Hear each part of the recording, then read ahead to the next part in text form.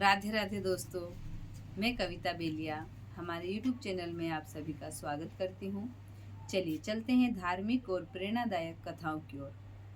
आज की हमारी कहानी है गणेश जी का जन्म। तो शिव पुराण के अनुसार कैलाश पर्वत पर एक बार भोलेनाथ तपस्या में लीन थे और माता पार्वती को स्नान के लिए जाना था। वे अपने शरीर पर हल्दी चंदन का उपटन लगा ही रही थी कि उन्हें विचार आया कि यहाँ पूरे कैलाश पर्वत पर शिव जी के गण यहाँ वहाँ विचरते रहते हैं। तभी उन्होंने उपटन उतारते समय उस उपटन को एक बालक का आकार दिया और उसमें प्राण डाल दिए। तब उस बालक को यह कहकर द्वार पर खड़ा कर दिया कि पुत्र, मेरी आज्ञा के बिना कोई भी अंदर न आने पाए।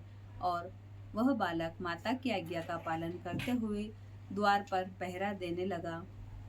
और कुछ देर पश्चात वहां पर शिव जी आ गए और शिव जी अंदर जाने का बार बार आग्रह करने लगे, लेकिन उस बालक ने उन्हें यह समझाया कि वह माता की आज्ञा का पालन कर रहा है और वह माता की आज्ञा के बिना आपको अंदर जाने की अनुमति नहीं दे सकता और ना ही अंदर जाने दे सकता है।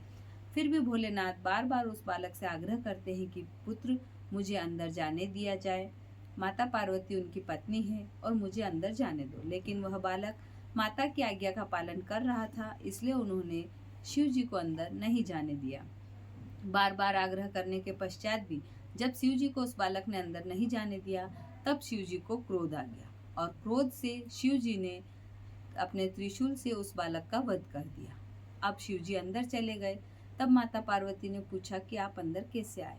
तब भोलेनाथ ने बताया कि बाहर जो बालक खड़ा था, मैंने उसका वध कर दिया।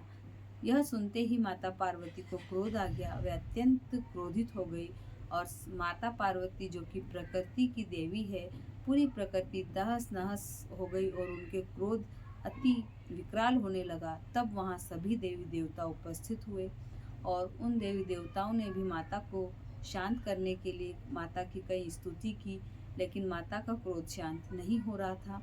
तभी भोलेनाथ ने सभी देवी देवताओं ने यह भोलेनाथ को कहा कि इस बालक को जीवित करना चाहिए, नहीं तो माता का क्रोध बहुत ही विकराल होता जाएगा और प्रकृति जो है वो अस्त व्यस्त हो जाएगी।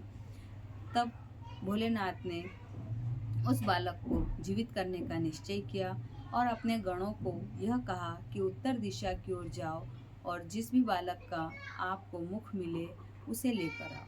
तब जब गण उत्तर दिशा की ओर गए तो एक हथिनी अपने बालक की तरफ पीठ कर कर सोई हुई थी। तब शिव जी के गण उस हाथी के बालक को का शीश काट कर लेकर आए और शिव जी ने उस बालक का वह गज का मुख लगाकर उसे जीवित कर दिया और उसमें प्राण डाल दिए। तो वह गजमुख कहलाए। लेकिन फिर भी माता पार्वती का क्रोध शांत नहीं हो रहा था। तब वहां उपस्थित सभी देवी देवताओं ने उस बालक को अपनी अपनी शक्तियां देकर सर्वशक्तिमान बनाया और उसे कई शक्तियों से विभूषित किया और इस प्रकार गणेश जी सर्वशक्तिमान हुए और तब माता का क्रोध थोड़ा शांत हुआ और प्रकृति वापस स्थिर हुई।